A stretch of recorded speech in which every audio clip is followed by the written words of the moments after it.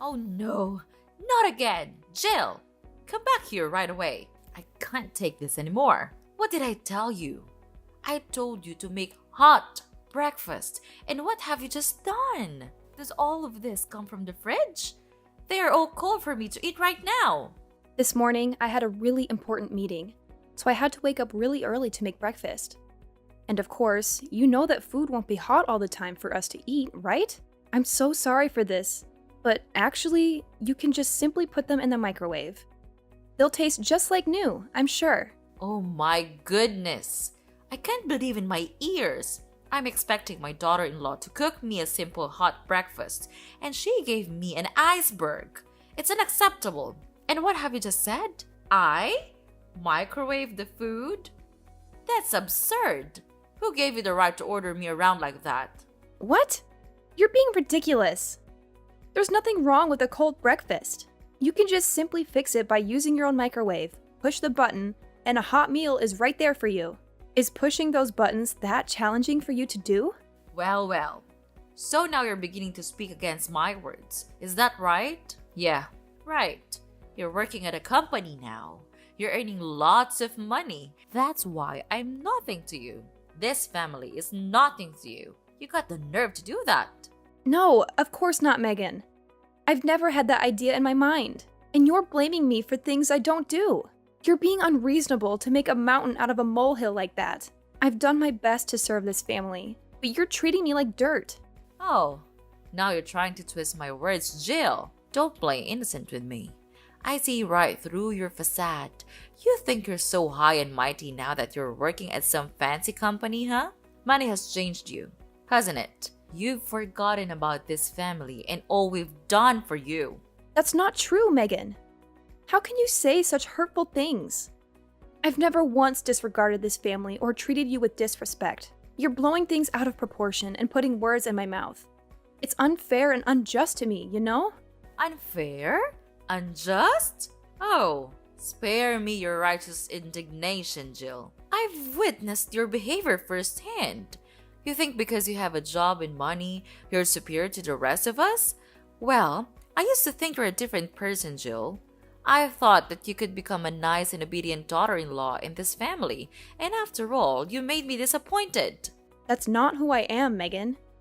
I've worked hard to contribute to this family. I've always treated you and this family with respect and care. It hurts that you would accuse me otherwise. And can't you see my effort? Apart from doing my job, I always try my best to complete all the housework that you assign me. Everyone in this house can see that, but you never acknowledge that. Or you pretend not to see it. I don't know. Oh, don't even get me started, Jill. I mean, seriously, can you believe the audacity? Trying to play the victim card like you're some kind of innocent angel? Ha! I've seen through all your little tricks and cunning lies. You can't fool me with your made-up sub-stories. It's just pathetic, really. And let's talk about your purpose here. I mean, what reason do you even have to live under this roof with us? Nick brought you here to be my daughter-in-law, and that's it.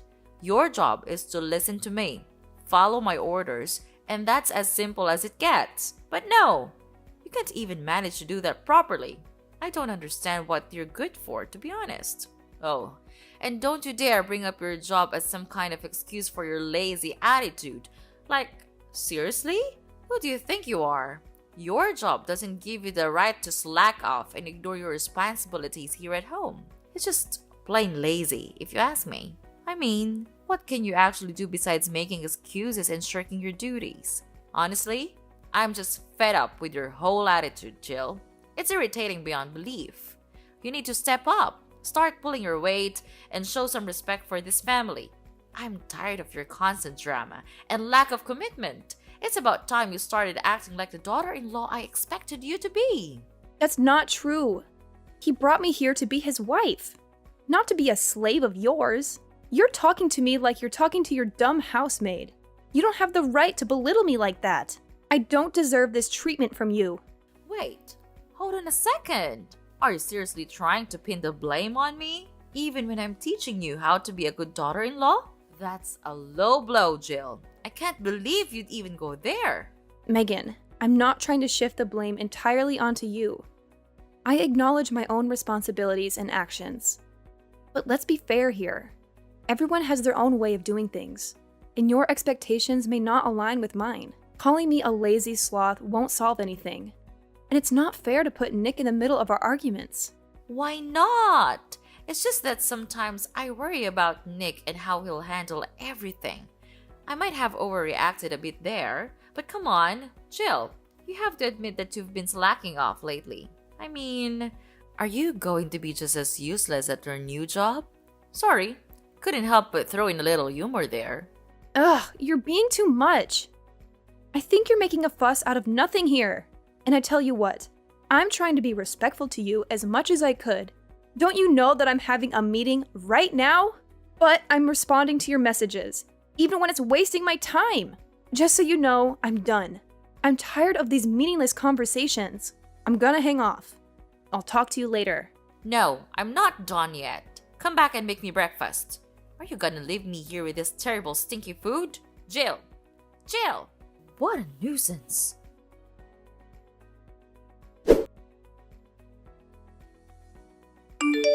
Hey there, babe. Yeah, I just walked in the door and didn't spot you around. So you're still grinding away at work, huh? Hey, Nick. Yeah, unfortunately, I'm still here at the office. The workload today is insane, and I've got a ton of reports to wrap up. It's been a real marathon, to be honest. Dealing with all these documents can be quite draining.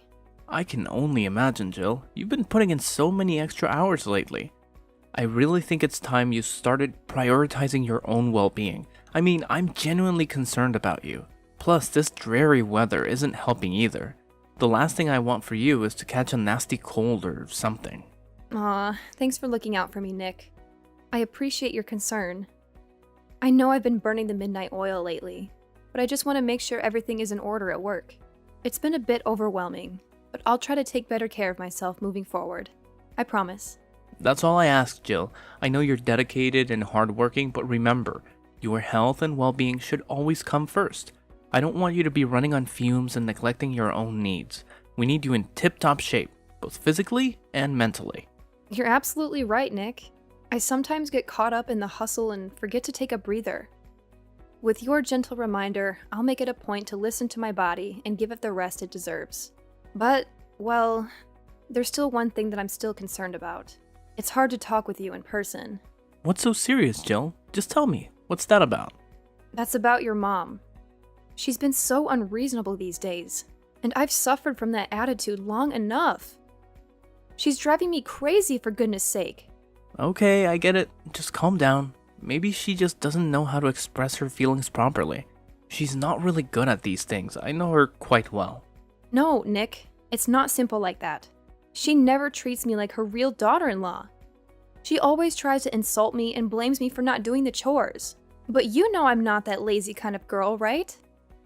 I always do my best to make you and this family happy. Of course, I understand, and I am always grateful for that. Thank you, but your mom doesn't see things that way. Yesterday, she scolded me for cooking her cold food. But I don't have any more time left to warm the food for her. But she even refused to warm the food herself and said I was a useless, lazy daughter-in-law. It hurt me, you know? Oh my, are you for real? I'm shocked to hear this about my own mom. Is she that kind of mother-in-law? This can't be true. I know, but the truth hurts. I have tried to hide you from knowing this, but she just can't stop crossing the line. It's like she's being obsessed with blaming everything on me.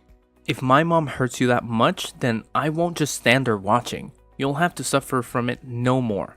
I have your back. Oh, I got an idea. Why don't we hire a housemaid? She'll do things for us, so you'll have more time to focus on your work.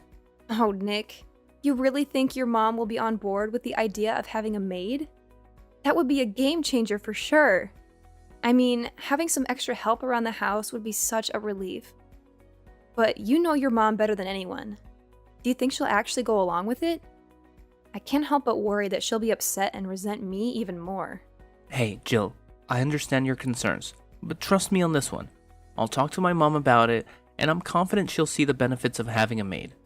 After all, she wants what's best for our family, and having some assistance around the house could actually make her life easier too.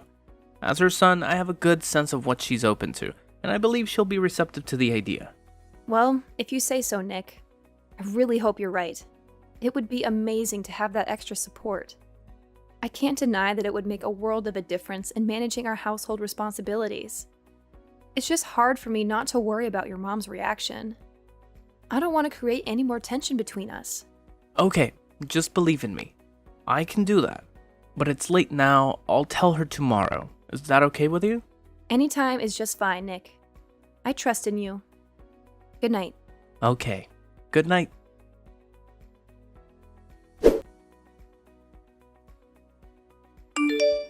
Jill! Jill! Are you still at work? I saw you heading to the office this morning. I've got something crazy to tell you. Hey, Megan. Yeah, I'm still here at work. What's going on? You sound really excited about whatever it is. Okay, brace yourself, Jill, because you won't believe what happened. Your car is on fire! What the hell are you talking about? What happened to my car? Just tell me right now. I have already told you, it's on fire. I burned it to the ground. Wait, what? You came to my company and burnt my car? No, you can't do this to me. How could you be so heartless like that? But why do you have to do this to me? Have I done something wrong to you or what?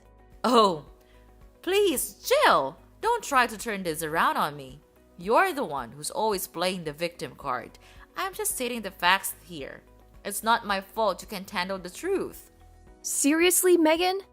You call yourself a mother-in-law? You're more like a meddling, judgmental monster-in-law. I can't believe you would stoop so low as to ruin my car. That's beyond ridiculous and shows how delusional you are. Delusional? Oh, please. I have every reason to be suspicious of your intentions. You've been nothing but trouble since you entered this family, always looking for an easy way out, always trying to avoid any responsibility. It's clear to me that you're just lazy, self-centered person who wants to take advantage of my son and this family. Now you lost your car. It's certain that you'll soon have to crawl back to me and beg to do the chores. You know what, Megan? I'm tired of your constant negativity and baseless accusations. I've tried my best to be a good daughter-in-law and contribute to this family, but it seems like nothing I do will ever be enough for you. Your toxic behavior is driving a wedge between us, and I won't stand for it any longer. Oh, please, spare me the melodrama, Jill. You're just trying to deflect attention from your own shortcomings. I've seen through your acts from day one. You can try to play the victim all you want, but I won't be fooled by your manipulative tactics. Manipulative tactics? You're being too much to say that about me, Megan. You're the one who constantly belittles and undermines me, making me feel like I'm never good enough. Your words and actions have caused nothing but pain and frustration. You're making a big mistake. I didn't force Nick to hire a housemaid. He told me that himself. So what you just have said is meaningless. We both agree to the idea because we are all busy at work, so having a housemaid will save much time. Also, you can even ask her to do the chores anytime you want, which is good for you, too. I know that you're always thinking that I spend so much time at work that I can't do the household chores properly. So this would possibly be a good solution for us, don't you think? I've heard it all before. Don't try to twist the situation to make yourself look like the innocent party here. You know very well how you've slacked off on your responsibilities in the past, and now you're trying to convince me that hiring a housemaid is some kind of mutually beneficial solution? Please. Look, Megan, I understand that you have your doubts and concerns, but I'm genuinely trying to find a solution that works for all of us. It's not about making excuses or playing the victim. It's about acknowledging our busy schedules and finding a way to manage our household more efficiently. Hiring a housemaid can alleviate some of the burden and allow us to focus on other important aspects of our lives. Oh, how convenient for you, Jill. You expect me to believe that this sudden desire to hire a housemaid is purely driven by the need to manage our busy schedules? I find it hard to believe that you're not just trying to shirk your responsibilities and take the easy way out. It's clear to me that you're just trying to avoid doing any actual work around here.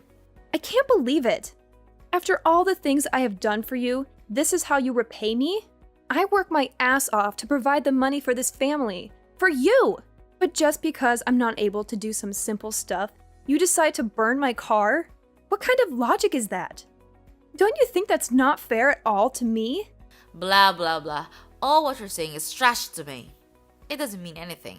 The fact is just the fact. You're a lazy, cunning daughter-in-law who knows nothing but getting rid of your responsibility with the family. Is that enough to say about you? I know that you're so selfish to take care of this family.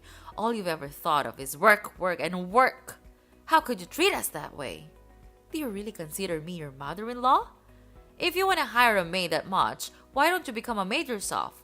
I'll be happier with that option as I don't have to pay for the salary. Oh my god, it's just a waste of time arguing with you. You're just as bad as I thought. It seems like you're always seeing me as your stupid slave. Then fine. Have it your way then. I'm too tired of talking to you. Look at you, Jill, getting all worked up and throwing a tantrum. It's quite entertaining, actually. You think you're so clever and powerful, but let me remind you that nobody is invisible. Your sins will catch up to you eventually, and I'll be there to witness your downfall. Oh, and speaking of sins, take a good long look at this video I just filmed. Your car is catching flames and burning like crazy at the car park. Isn't that a beautiful sight? Your precious possession reduced to ashes. I'll make you pay for that. Then you'll soon learn the lesson for not listening to me. How could you? Wait a minute. Oh yeah. I can't understand why you could be that dumb. Wow, you really are. Now what's that you're so happy about? And how dare you call me dumb? You filthy rat. Mind your words. I'm still your mother-in-law, Jill. You'll never imagine what will happen if I get angry. Okay, enough. I tell you what. It's not my car. What? No way. What are you blabbering about? It's your car. I checked it carefully. It's a hatchback red car, right? I saw it clearly with my own eyes. This can't be wrong. Well, there's actually one thing that you missed.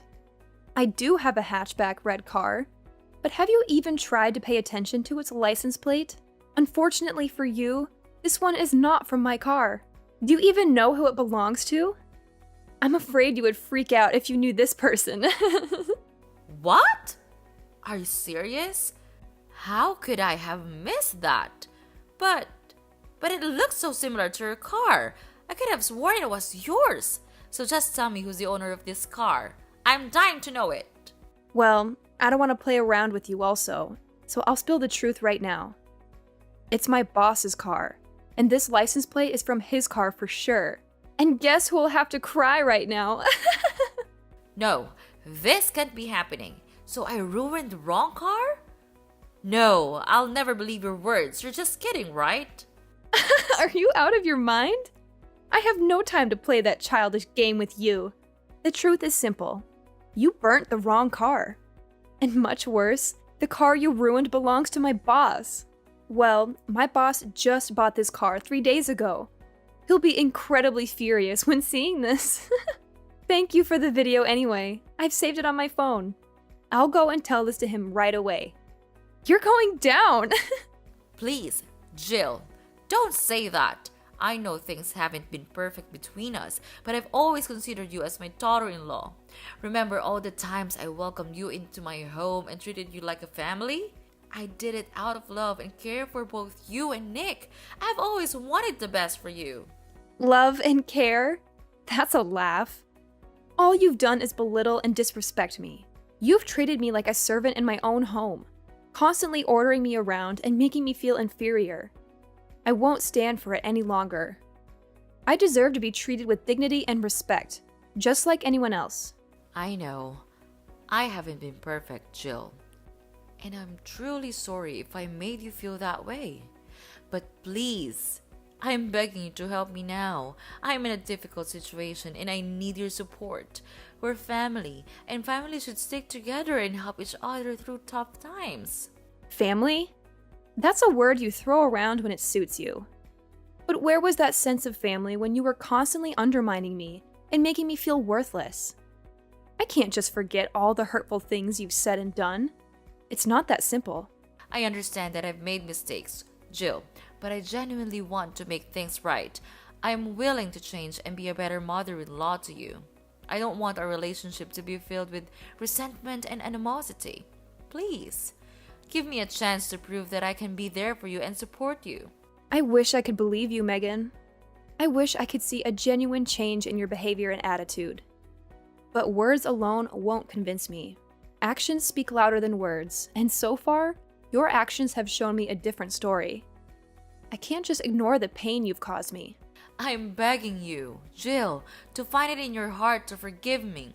I know I can't change the past, but I'm willing to do whatever it takes to make amends. I want to build a better relationship with you. Let's start fresh and work on healing the wounds between us.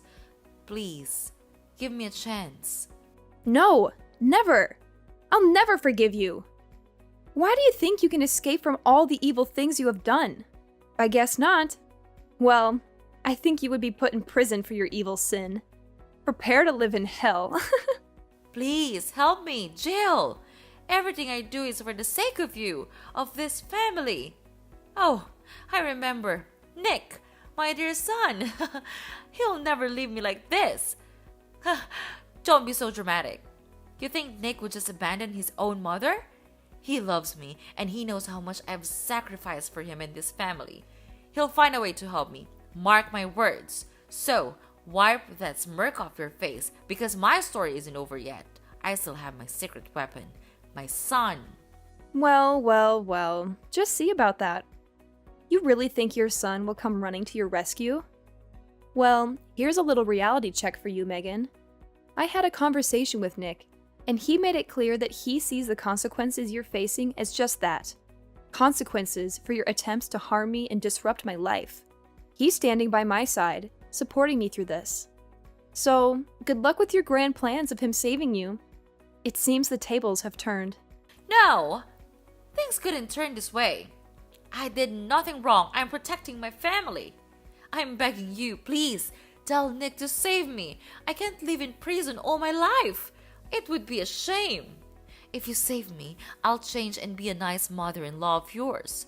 I swear. I realize my guilt now. I promise that I'll change to be a better person. You have to believe me. Blah, blah, blah. You're talking nonsense. I've had enough of you. You'll have to pay for this. No one can help you now. Bye. No, this can't be happening. Jill? Jill!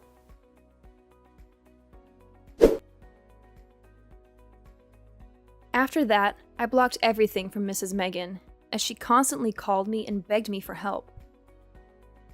It became an incessant barrage of messages and pleas that left me feeling overwhelmed and exhausted.